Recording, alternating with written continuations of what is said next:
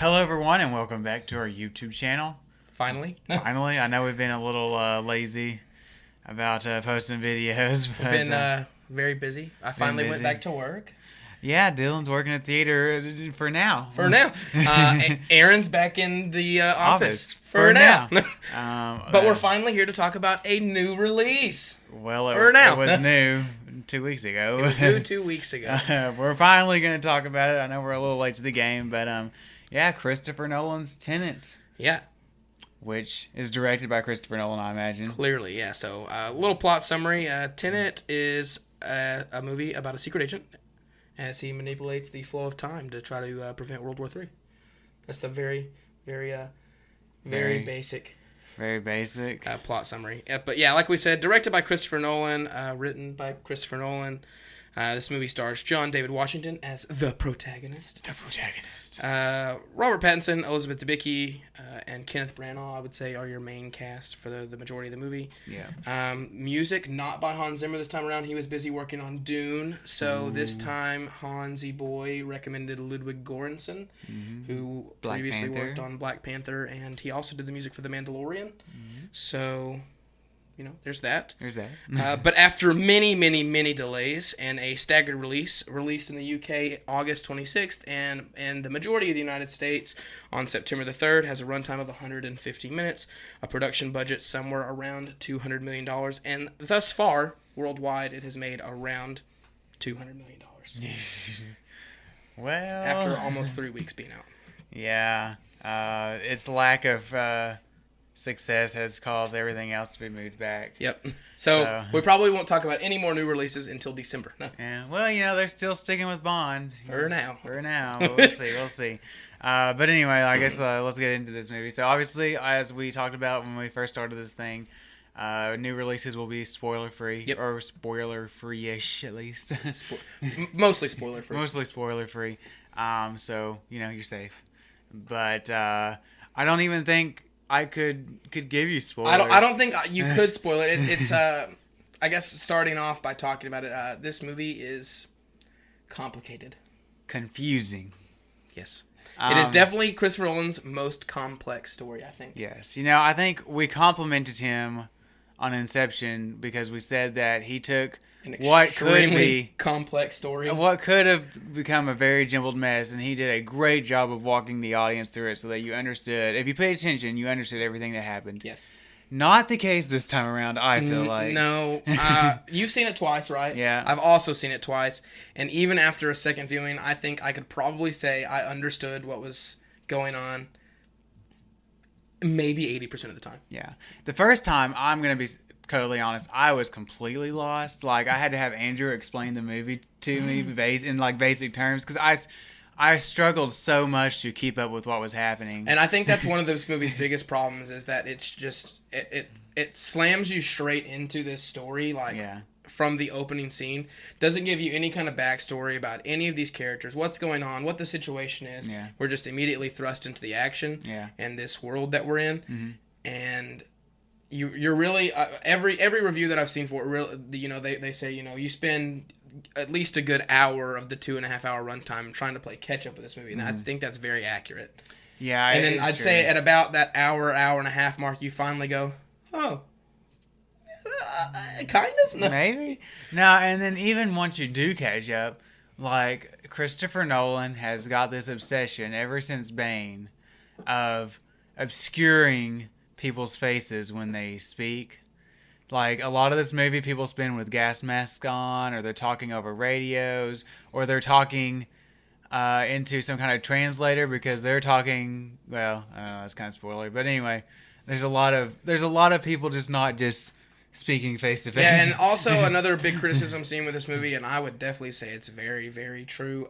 The sound design for this movie is quite odd. From what I understand, most sound mixes on a movie, you put the dialogue as your top layer so it comes through crisp and clear. Yeah. This was not done that way. It doesn't seem like it all the time. It's like they took the dialogue and then layered the sound mix and then the sound design mix and then the score on top of that. So, there will be a lot of moments where someone's talking and then the sound effects and the score are just like overbearing. You're like, what are you saying?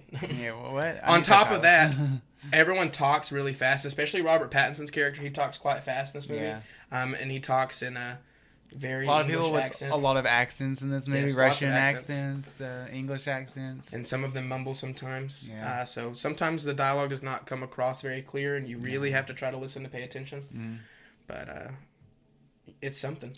It's something, yeah. I'm gonna say that I think to give this movie some credit where it's due, I think this movie is beautiful. I think it's extremely well shot. it looks like all Christopher Nolan films. It looks amazing. The giant action set pieces are amazing. They're really all practical. They're really impressive for especially with the concept that we have going on here about this, reversing flow of time or whatever. Yeah. It's kind of neat to see And I will some of say, these set pieces. yeah, I mean, and you'll understand it once you see the movie more. But I have to imagine that the making of this movie was incredible. I can't wait. That's one thing I can't wait until the home media release of this movie comes out, just so I can watch the special features and be like, how did he pull this off? Yeah. Because a lot of like this final sequence is in camera. It's all practical, and it's really impressive what he was able to pull It isn't off. real impressive visually. Visually. Now, this final sequence, I will also say, even after 2 viewings, It's very jumbled, and it's very. I have no idea what's happening. This is a lot. One sequence that you probably should have been able to hear the dialogue better, but you can't because it's so loud. And so you don't really know what's going on where people are speaking and trying to explain what's going on in this finale. You're like, I mean, the concept of this finale is really, really cool, but in execution, it could use a little more work because even after 2 viewings, like I'm so confused about what's happening. But I mean, at its core, I mean, I think it's an interesting movie. It's a very interesting concept. Yeah. It's done visually extremely well. It's very, very impressive. But this movie lacks what the last couple Christopher Nolan movies have really been lacking, and I think it's just solid writing for your characters that you can care about. Yeah, this movie is very. It's cold. It's very cold about its characters, and from what I understand, he intentionally did that this way, and that's even why we never get to know our lead character's name. He's just called the protagonist throughout the film. Yeah. So I mean, the only character that we understood really of any of their backstory or motivations, I would say, is Elizabeth Debicki. Elizabeth Debicki is probably the only character that's somewhat fleshed out. Yeah, the rest of them, you just kind of Robert Pattinson. Maybe slightly, but the other person, Kenneth Branagh's character, Andre Sater, he's the villain in the film. Yeah, he's a little too much generic villain for me. He's kind of generic, yeah, but we kind of get his backstory of how he came into this situation or whatever. Yeah. But I mean, overall, it really could have used, I think, a little more work, which is really odd because from according to what I've read also about this movie, Christopher Nolan came up with this idea over 20 years ago, and he's slowly been building on it and working on it for that length of time. I mean, he worked on Inception for almost 10 years, and it's a much better film than this. It's much easier to follow, and it's still much better characters, and much better written. So I mean, I don't know what went wrong here, or if it's just Christopher Nolan like really just being obsessed with whatever. I think he got far too concerned about the concept of the subject of the film instead of the characters and does it make sense? Yeah. Because a lot of things like it makes sense to you, but if you try to explain it to somebody else, they're just kind of like, what? I feel like that's what probably what happened to him. But yeah, but since it's a new release, you can't buy it yet. You can't stream it yet. Well, so I'm thinking you buy a ticket, wait for home release, or just skip it. Yeah, that's basically what we're gonna do. Buy it is for buy a ticket. Wait for home release, I guess, or skip it. But would you like to start? Yeah, sure. I think as far as Christopher Nolan movies, I mean, if you're a big fan of Christopher Nolan, I think this is definitely something that it definitely needs to be seen on the biggest screen you can possibly find. I mean, it's filmed in IMAX. This movie is definitely formatted for IMAX, both visually and sound wise.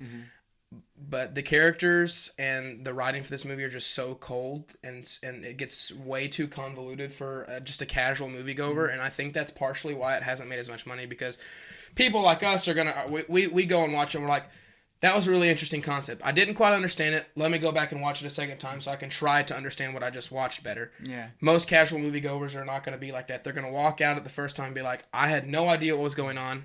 That was a horrible movie. I'm never going to watch it again. Yeah. So I'd say you can probably wait till home release.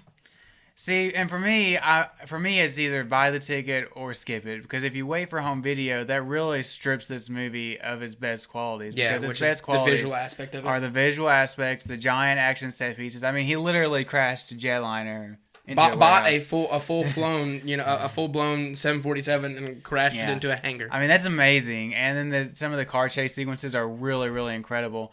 But they're best seen again, like we said, on the It's big screen. definitely best seen on a big screen. So if you just wait for home video, because I'm gonna be honest, outside of that, I did not like this movie. I think it's a jumbled mess. I like brain teasers and everything, but I just, even after 2 viewings, I am still confused about large portions of this movie.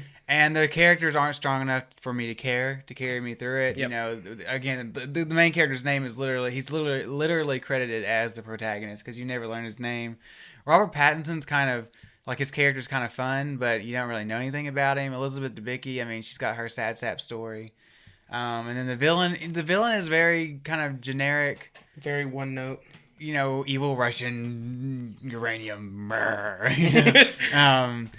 Whereas in Inception, I thought those, the antagonists in those were very layered, and where they weren't even really antagonists most of the time. So, I am disappointed in this film largely, but I am gonna say, one, because this is the only movie really out we're seeing right now, and also because I really appreciate movies that don't rely on a bunch of CGI, and I really appreciate the visual style and the giant action set pieces and the lack of CGI in this movie. And when there is CGI, it looks really, really good.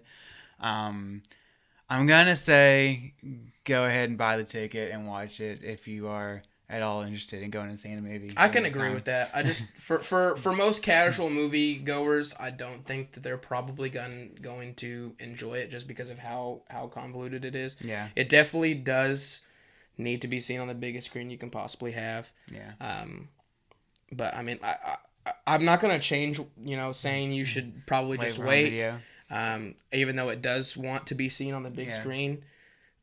But if you got nothing better to do on a Saturday afternoon and you can get into a matinee show for a cheaper price, go check it out. But I mean, if your tickets are $15-$16 and you're just like, I don't know, probably don't spend the money.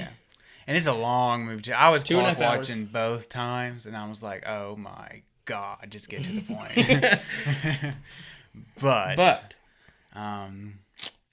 any news we wanted to talk about? Everything's been delayed. Everything's delayed. Wonder Woman's back to December or the week after Dune. There was a Dune trailer. It looks like Dune. It's probably better than a lot of casts David Lynch. They're really proud of. I'm not going to deliver a verdict on that until I see it. Probably visually better. Candyman was delayed till next year sometime. Whenever, probably next October for all we know. So most likely Black Widow's going to be delayed. Mm-hmm. Not confirmed yet. Most likely Soul will go to Disney Plus. Not confirmed yet. Yeah. Bond is still in its place for now. For November 20th, that's right.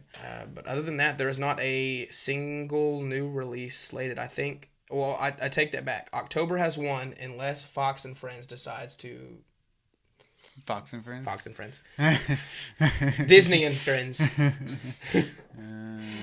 Unless Disney and Fox decide that they want to go ahead and release it on the 23rd of October, I don't see it happening. What is it? Death on the Nile. Oh, yeah. I don't know if they'll do it. Probably not. If that happens, and then if what we're hearing about Black Widow, they're talking about pushing each MCU movie back one spot like they did previously. We won't have anything possibly if Bond gets moved back, we won't have anything until around Christmas. Yeah. So, well, yeah. And cold and flu season's coming up, so we'll find out. But, it's an interesting time to be a movie review YouTube channel. It is a bad time. A bad time to start one for sure. Because we'll have to start reviewing Netflix originals. But anyway. So there is one that just came out that was pretty entertaining. Yeah, two really. I like the Babysitter sequel, and I like that Korean zombie movie #Alive. I thought it was pretty good too. Yeah. But anyway, other than that, we have a podcast. Farron wants to tell you about it. Yeah, we do have a podcast that we do every week. It's called Stomp This Way. We talk about giant monster movies. We do. And if you want to follow us on our social medias here, we're up on Facebook, Instagram, and Twitter. We are at DNA Film Reviews. Yes. On those. We've changed names on those a few platforms. times. Yeah, we've changed names a few times, so it's hard to keep up. But Facebook, Instagram, and Twitter, so make sure you give us a like or follow. Be sure to tell your friends about us. Yep, and don't forget to like this video and subscribe to our channel. Absolutely. And we'll see you next time. See you later.